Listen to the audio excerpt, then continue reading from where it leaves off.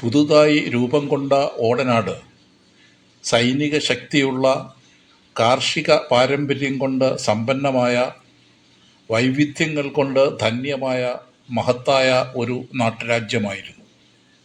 ഓടനാടിൻ്റെ നെഞ്ചിലാണ് കായംകുളം എന്നൊരു നഗരം പതുക്കെ ശക്തിയായി മാറിയത്. ഇത് ഒരു ഗ്രാമമല്ലായിരുന്നു, ഇത് ഒരു കോട്ടയായി മാറുകയായിരുന്നു. കായംകുളം പട്ടണം ഉയരുന്നു.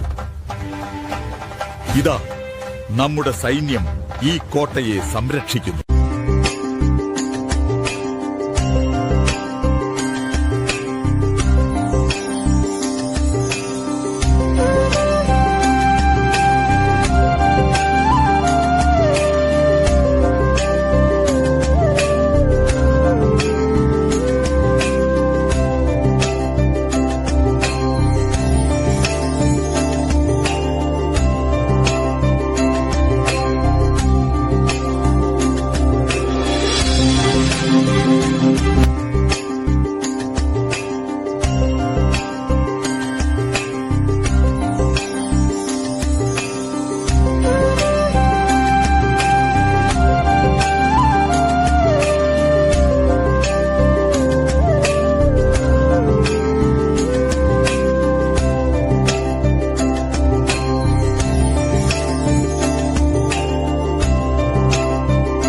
കായംകുളം രാജ്യം യുദ്ധം പഠിച്ചത് ശത്രുവിനെ നേരിടാനല്ല, മറിച്ച് അതിൻ്റെ സ്വാതന്ത്ര്യം സംരക്ഷിക്കാനായിരുന്നു.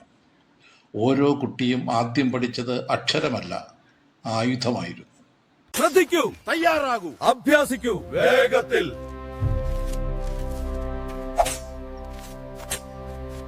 ഇവിടെ നിർമ്മിച്ച വാൾ സാധാരണ ആയുധമായിരുന്നില്ല, അത് രാജകീയ ആത്മാവായിരുന്നു. കായംകുളം വാൾ ഉയർന്നാൽ ശത്രുവിന്റെ ആത്മവിശ്വാസം തനിയെ താഴും. ഇവിടെ നോക്കൂ, ശക്തിയായി. ശരി,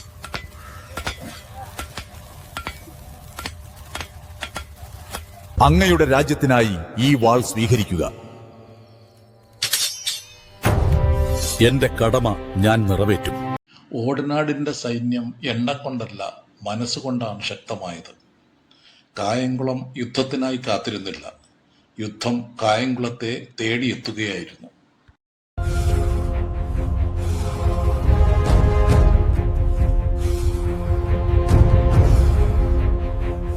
ഈ വാൾ എൻ്റെ രാജ്യം തന്നെയാണ്. ഇത് ഒരു യാത്രയല്ല, ഇത് ചരിത്രത്തിലേക്കുള്ള ഒരു നടപ്പായിരുന്നു. കായംകുളം ആദ്യമായി ലോകത്തോട് പറഞ്ഞു, ഞങ്ങൾ തോൽക്കാൻ വന്നവരല്ല.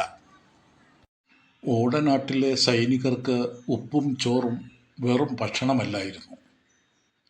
രാജാവ് കൊടുത്ത ആഹാരം കഴിച്ചവൻ തൻ്റെ ജീവൻ പോലും രാജ്യത്തിനായി നൽകുമെന്ന് സത്യം ചെയ്തവനായിരുന്നു.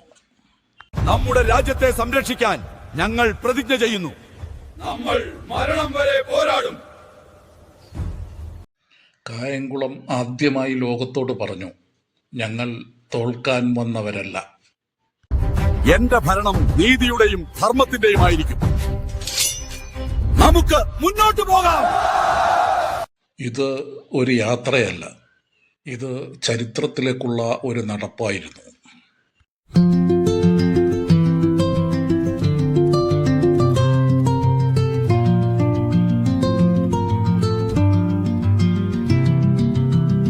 ഈ വാൾ നിലനിൽക്കുന്ന കാലത്തോളം കായംകുളവും നിലനിൽക്കും. ഓടനാടിൻ്റെ ജീവിതം ശാന്തമായി മുന്നോട്ട് പോയിക്കൊണ്ടിരിക്കവേ അങ്ങകലെ വേണാട് തലസ്ഥാനത്ത് ഓടനാടിനെതിരെ ഒരു ഗൂഢാലോചന രൂപം കൊള്ളുന്നുണ്ടായിരുന്നു. തിരുവിതാംകൂർ കേരളത്തിലെ ഏറ്റവും ചെറുപ്പമായിരുന്ന ഒരു രാജ്യം, പക്ഷേ അതിൻ്റെ സ്വപ്നങ്ങൾ ഏറ്റവും വലുതായിരുന്നു. ആ സ്വപ്നത്തിൻ്റെ നടുവിലുണ്ടായിരുന്നു ഒരു പേര്, മാർത്താണ്ഡവർമ്മ. എന്റെ പ്രജകളെ, എന്റെ ഉത്തരവ് നിങ്ങൾ ശിരസാവഹിക്കുക. മാർത്താണ്ഡവർമ്മ രാജാവായിരുന്നു, പക്ഷേ അദ്ദേഹം ചിന്തിച്ചത് ഒരു സാമ്രാജ്യത്തെക്കുറിച്ചാണ്. അദ്ദേഹത്തിൻ്റെ കണ്ണുകളിൽ ഒരു രാജ്യം മാത്രം പോരായിരുന്നു. തിരുവിതാംകൂർ വളരണമെങ്കിൽ കായംകുളം വഴിമാറണം. അവർക്കിടയിൽ ആദ്യമായി ഉച്ചരിക്കപ്പെട്ട പേര് കായംകുളം.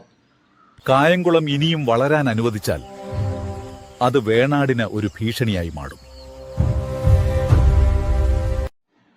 കായംകുളം യുദ്ധം പഠിപ്പിച്ച രാജ്യം, തോൽവി അറിയാത്ത രാജ്യം.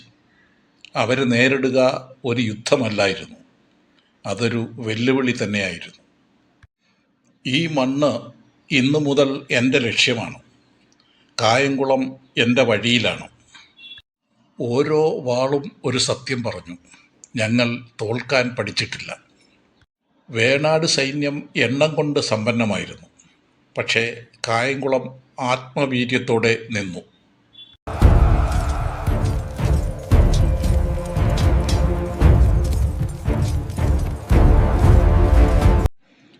ഇത് ആദ്യ യുദ്ധമായിരുന്നു, പക്ഷേ അവസാനമാകില്ല എന്നുറപ്പായിരുന്നു. വാളിനെ കണ്ടപ്പോൾ ശബ്ദമുണ്ടായി. ചരിത്രം ഉണർന്നു. യുദ്ധം കായംകുളത്തിന് ഒരിക്കലും ഒരു കളിതമാശയായിരുന്നില്ല. അതുകൊണ്ട് തന്നെ അവർ അതിജീവിച്ചു. ആദ്യമായി മാർത്താണ്ഡവർമ്മ പിന്നോട്ട് നടന്നു. കായംകുളം വിജയത്തിൽ അവസാനിപ്പിക്കാതെ ശത്രുവിനെ പിന്തുടർന്നു. മാർത്താണ്ഡവർമ്മ തോറ്റില്ല, പക്ഷേ അദ്ദേഹം പഠിച്ചു. പക്ഷേ ഈ വിജയം അവസാനമായിരുന്നില്ല. ഇനി വരാൻ പോകുന്നത് 6 ആക്രമണങ്ങളായിരുന്നു.